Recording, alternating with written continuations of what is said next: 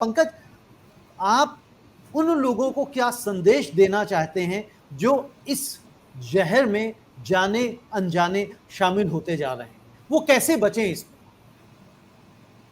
तो देखिए, उनको ये समझना होगा कि मतलब इस देश में क्या राम नाम लेने वालों की इतनी कमी हो गई है कि हमको लोगों को मार पीट के श्री राम बुलवाने की नौबत आ रही है। ऐसी स्थितियां अपने आप दिखाई देती है कि हम किस तरह से ये ड्रामा है, किस तरह से इसको नियोजित ढंग से किया गया है। क्योंकि इस देश में तो सुबह शाम चलते फिरते निकलते, और मैंने देखा कि केवल हिंदू ही नहीं, दूसरी बिरादरी के लोग भी, आप उनको आज से 10-20 साल पहले तक अगर ऐसा कहते थे कि श्री राम, तो वो भी जवाब में ऐसा ही अभिवादन देते थे। लेकिन ये परिस्थितियां जो बदली है, तो इसको देखते हुए उन लोगों को खुद अपने 20-25 साल पुराने दौर में जाके और आज की चीज़ों को समझना होगा। वो सोशल मीडिया को जिस ढंग से मान के बैठते हैं कि ये बिल्कुल सही बात कह रहे हैं, उसमें मामला यही है कि जैसे योगी जी के बारे में कहा गया कि भाई वो तो उनको योगी होने के नाते सब भौतिक चीज़ें छोड़ के और शांति की बातें करनी चाहिए, लेकिन उनको इस तरह से उन्होंने अपने आप को परसेप्शन बना लिया है कि वो तो एक धर्म प्रचारक हैं, तीर्थ यात्री हैं, तो धर्म के प्रचार के लिए निकले हैं और इसके लिए कुछ भी कहा जा सकता है।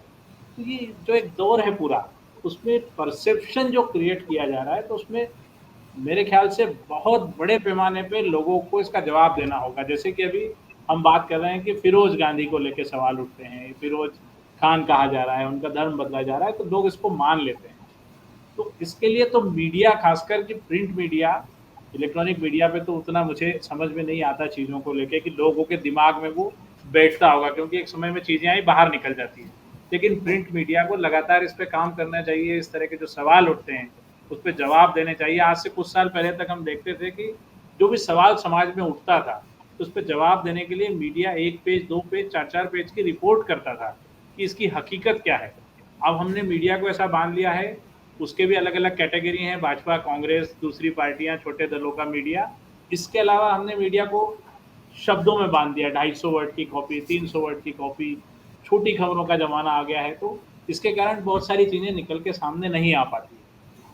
इसमें बड़ी भूमिका आज नहीं, कुछ दिन बाद मीडिया ही निभाएगा, और खासकर मुझे लगता है कि प्रिंट मीडिया या डिजिटल मीडिया इसको और साफ कर पाएगा, लोगों का परसेप्शन सुधार पाएगा। लेकिन हम जहाँ आ चुके हैं जिस गति से, उसमें तड़ीपार होना, जेल जाना, ये टिकट की, मंत्री पद की गारंटी बनता जा रहा है। इसलिए पुलिस जब किसी को गिरफ्तार करती है तो खुश होता है और वो चुनौती देता है कि आओ, मैं अपने ऑफिस में बैठा हूँ, गिरफ्तार क्यों नहीं कर रहे हो, गिरफ्तार करोगे तो अगली बार मुझे टिकट मिलेगा, उसके बाद मैं मंत्री बनूंगा, उसके बाद पुलिस प्रशासन सब मेरे हाथ के नीचे होगा। तो जब आदमी को इस तरह का परसेप्शन क्रिएट होता जाएगा तो वो इसी तरह से काम करता जाएगा।